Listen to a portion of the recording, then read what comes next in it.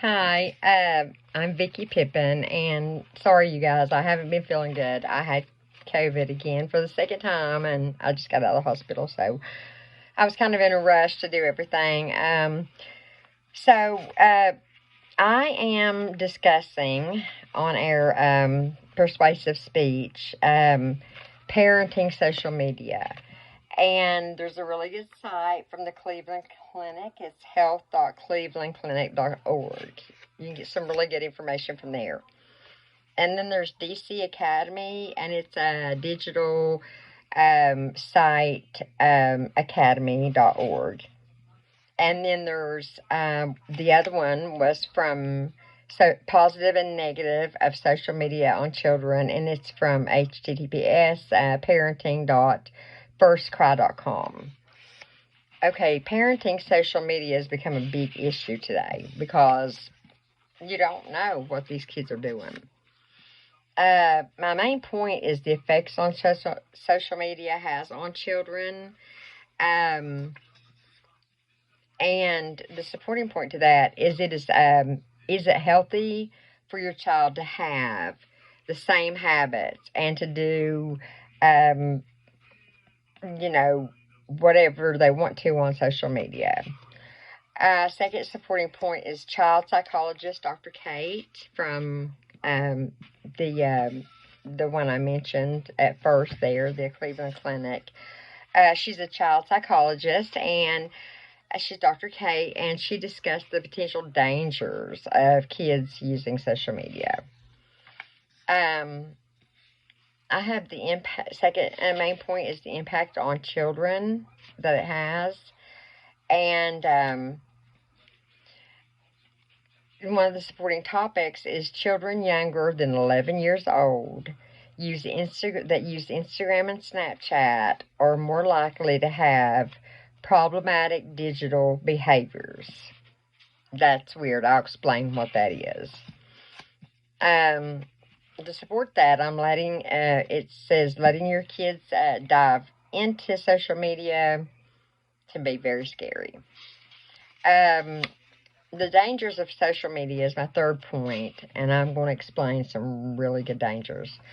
A supporting point to that is another study talks about children who use TikTok. They are developing tics and having these tick-like attacks. And I researched a little more into it, and the supporting point is they're experiencing movement disorders brought on by stress and anxiety. So after they've been on there a while, they just get, all worked up. The problematic digital behaviors are, I mentioned those earlier, the problematic digital behaviors are online friends only, going to sites that they are not supposed to go to, and the chance for increased harassment, for arguments and stuff from other kids. Changes in daily behavior at home, increased irritability, increased anxiety, and lack of self-esteem is all happening.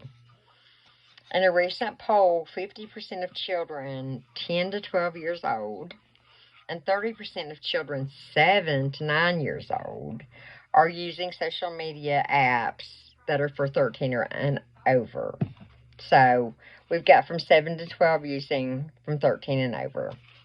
I know we've probably done things like that if we'd have had it when we was younger, but it's not good for today's danger. While I was setting up to do my site, I was researching, some speeches, and my computer got a virus, like right then somebody got on there, and so that's what's taken me so long to get on. So presumably, so I had to use my phone. Presumably made worse by the pandemic. They say with the pandemic, and the kids were staying home, and they didn't have anything to do. Parents were working. They increased their social media time, and the consumption during that time was enormous. Parents, they don't know what their child is doing online. Dangers to be aware of is cyberbullying, online predators, of which we all know of, and that we know that's out there. and sharing too much information. There's false marketing and dangerous viral threats. What are one of the solutions? And the whole thing about this being a persuasive speech is how you feel about it. These kids, even at 7, 8 years old, beg for a phone so they can play games and stuff on them. But then they end up going here and there, and they learn how to use it better than the parent does. I know my daughter, when she was younger, could get into the computer through a back doorway. Somehow. I don't know. So that's when it wasn't even what we have now. It was the first site they had out. What's the solution? Social media can have a positive effect on your child, like helping them learn how to communicate with others, and studying and researching, all that. I wouldn't have to be reading my cards, but I didn't get to practice that good before. So, no social media. If you cut it out, taking away from them might not be the best or realistic solution for your kids. That's not a scolding for them to do that is not a good idea. If you decide to let your child be on social media, talk to them about it. And, expectations, and navigate social media world together. Look at animals and places that you could go. Determine if your child is ready, is what Dr. Kate had said. You will know if they're old enough and ready for a computer or for social media, phone basically. Talk to your kids. From the beginning of social media, it's important to have an open thought conversation with your child.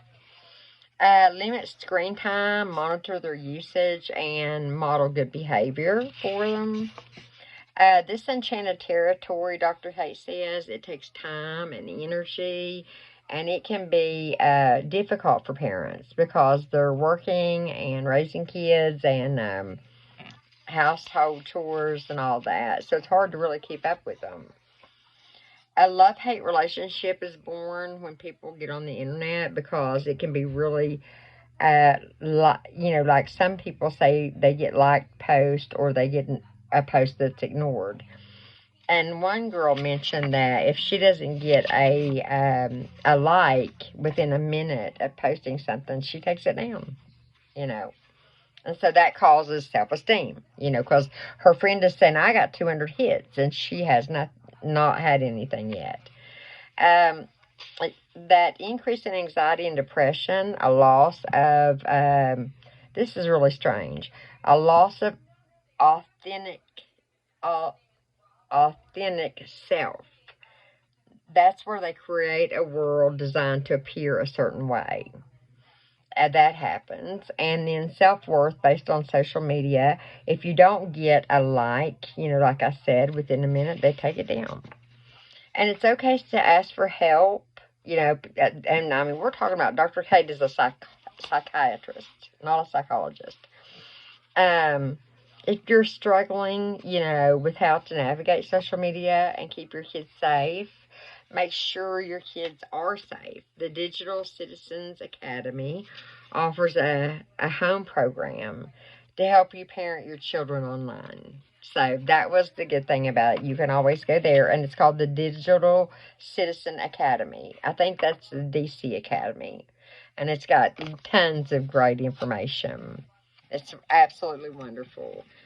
So I went through my points, and I gave you my sites, and I'll post those. I didn't get to put a picture on PowerPoint, because as soon as I hit discussions on the thing, and it's a brand new computer, it popped up with you got to call this number, you got a virus, and I called the number, and it's busy.